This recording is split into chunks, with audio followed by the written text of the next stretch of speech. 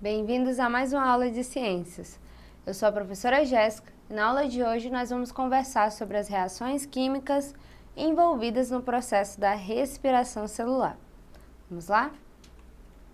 Então, para a gente começar, a gente vai entender primeiro qual que é a definição de respiração celular. Quando a gente fala desse processo de respiração celular, a gente está falando do processo que os organismos vão precisar realizar para ter energia para realizar as mais diversas atividades. Ou seja, o nosso corpo ele é como uma máquina. Uma máquina precisa de energia para funcionar. Mesmo uma máquina que seja vista como quase que automática, um celular, por exemplo, para que ele funcione, em algum momento você vai precisar carregar. Você vai precisar colocar energia nesse celular, vai precisar carregar a sua bateria. O nosso corpo não seria diferente, o corpo dos outros seres vivos também não. Para que a gente possa realizar todas as nossas atividades diárias, todo o nosso funcionamento possa acontecer, a gente vai precisar de energia circulando, energia entrando no nosso corpo para que essas atividades consigam ser desenvolvidas. E aí, quando a gente fala dessa respiração celular, ela ocorre por meio de reações que vão resultar em liberação de energia através da quebra da molécula de glicose, né, que é o açúcar que a gente precisa. Então, vocês podem ver aí um pouquinho de como que a respiração celular vai estar acontecendo. A respiração celular, ela acontece dentro de uma estrutura da célula que nós chamamos de mitocôndria. Já a fotossíntese, que já foi um assunto discutido, ele vai precisar acontecer dentro de uma região chamada cloroplasto.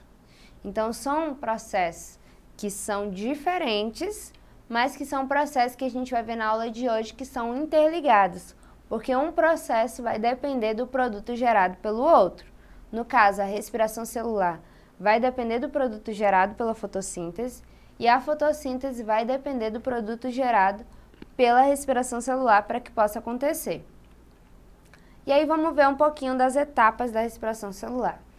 Na respiração celular, a obtenção de energia ela acontece toda vez que a gente tem a oxidação, tem quase que uma queima, uma quebra, de uma molécula orgânica. Geralmente essa molécula que a gente se refere é a glicose. Toda vez que a glicose consegue ser quebrada, ela nessa quebra vai liberar energia. E aí parte dessa energia vai ser armazenada na fórmula de moléculas que a gente chama de moléculas de ATP e outra parte vai ser liberada na forma de calor. Então, tem esses dois meios de armazenamento, bem dizer, né? Um armazenamento de moléculas de ATP e o outro que vai ser a liberação na forma de calor. E aí, quando a gente fala da respiração celular, são 3 etapas que vão estar envolvidas nesse processo. No caso, a gente está se referindo à glicólise, que é a quebra da glicose, o ciclo do ácido cítrico, ou ciclo de Krebs, e também a fosforilação oxidativa. São 3 processos que vão acontecer basicamente aí na presença da mitocôndria, que é a organela responsável pela respiração celular.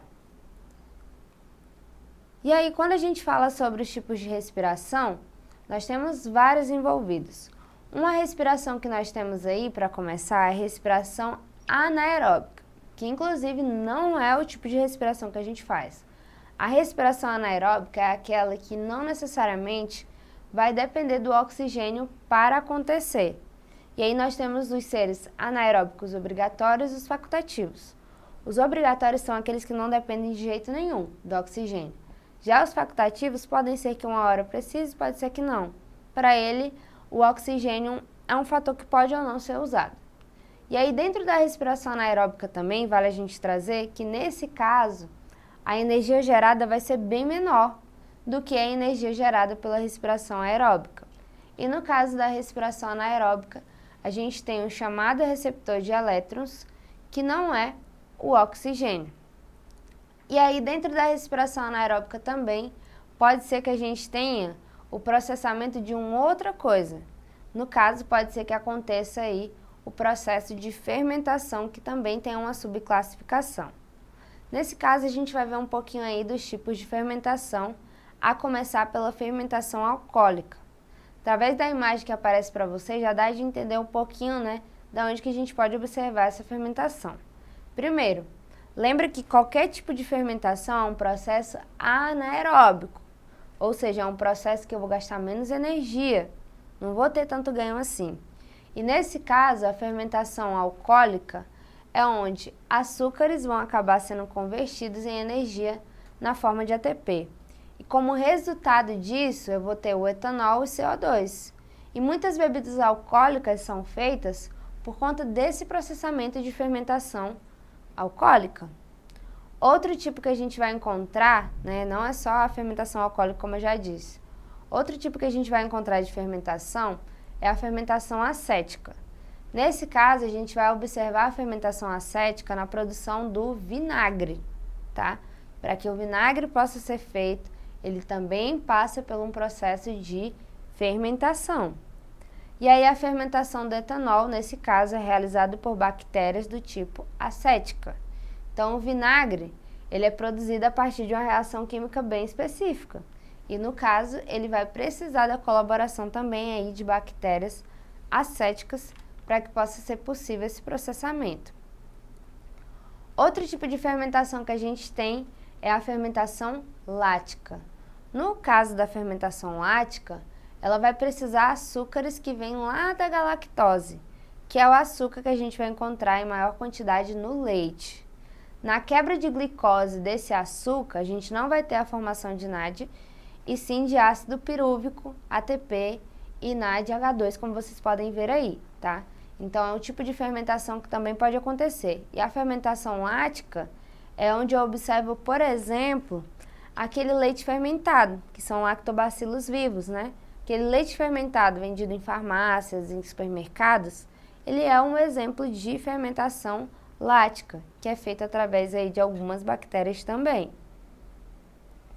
E aqui nós temos a comparação entre a respiração celular e a fotossíntese.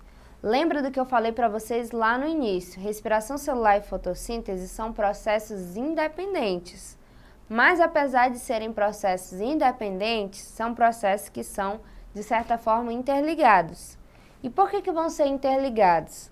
Porque são processos que o produto de um vai ajudar na produção do outro. Então, o produto da fotossíntese é importante para que a respiração celular aconteça e o produto da respiração celular vai ser de suma importância para que a fotossíntese aconteça. E aí, dentro da respiração celular, o que vai acontecer? Vai acontecer a liberação de energia. Energia é essa que vai ser utilizada pelo próprio organismo. Só que essa energia ela só é possível de ser produzida se eu depender lá, né, do produto gerado pela fotossíntese, como eu já falei para vocês. Ou seja, eu só tenho energia sendo feita pela respiração celular, sendo produzida pela respiração celular, se a fotossíntese permitir que isso aconteça. E aqui a gente tem uma comparação aí da respiração celular e da fotossíntese, tá? Percebam os momentos em que cada uma vai estar acontecendo. A fotossíntese, também vale a gente trazer, ó, que ao término dela, né, como produto final, a gente vai ter oxigênio. E o oxigênio é importante para quê? O oxigênio é essencial para a respiração, desde que seja o processo, né, aeróbico ou anaeróbico facultativo. Então, por isso que eu digo que, para que essa respiração aconteça, vai depender, de certa forma, do produto lá da fotossíntese, porque a fotossíntese vai me dar o oxigênio para que a respiração possa acontecer. Lembra que, na respiração celular, eu vou permitir a entrada de oxigênio e vou liberar gás carbônico. E aí a respiração celular, ela vai apresentar como produto final quem? Gás carbônico e água. E quem é que precisa de gás carbônico e água para fazer suas produções? As plantas. Sem gás carbônico e água, elas não conseguem fazer a fabricação do seu próprio alimento, não conseguem realizar a fotossíntese. Então, enquanto a respiração celular vai precisar do oxigênio para acontecer, a fotossíntese vai precisar do gás carbônico e da água, que é liberada pela respiração, para que o seu processo se dê início, para que o seu processo comece. E aqui a gente tem uma comparação, então, entre os dois processos. Aí em cima eu tenho a fórmula química da respiração celular, e embaixo eu tenho da fotossíntese. Percebam que para a respiração celular possa acontecer, né, ela vai precisar de uma molécula de glicose mais oxigênio. E aí essa molécula de glicose é essa representação aí, tá? 6 átomos de carbono, 12 átomos de hidrogênio e 6 átomos de oxigênio. Tudo isso é uma glicose.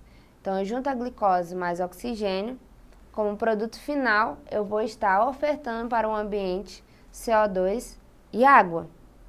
Já na fotossíntese, para que ela comece, eu vou precisar justamente desse CO2 e dessa água. Vou precisar do gás carbônico e da água.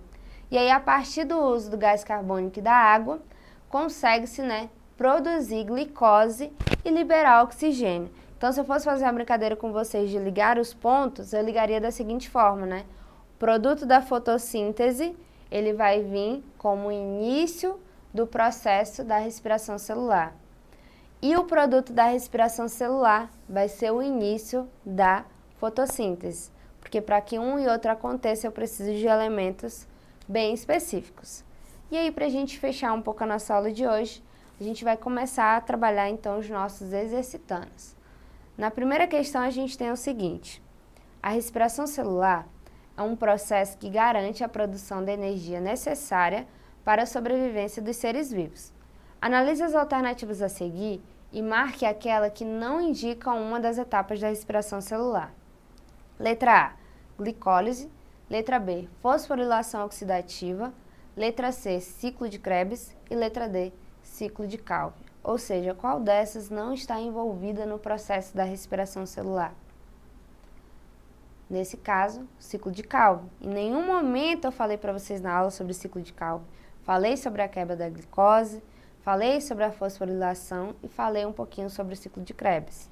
E aí na questão 2 nós temos o seguinte: o processo de respiração celular é responsável pelo ou pela, letra A, consumo de dióxido de carbono e liberação de oxigênio para as células. Letra B, síntese de moléculas orgânicas ricas em energia. Letra C, redução de moléculas de dióxido de carbono em glicose. Ou letra D, liberação de energia para as funções vitais celulares. E aí, o que tem a ver com o processo de respiração celular? Nesse caso, o que mais se enquadra aí, gente, é a liberação de energia para as funções vitais celulares. Lembra que o processo de respiração celular é o meio que eu consigo produzir essa energia para que todas as minhas atividades possam acontecer a todo momento. Então, essa foi a nossa aula de hoje. Espero que vocês tenham entendido. Vocês podem acessá-la mais vezes na plataforma Eduque. Até a próxima aula.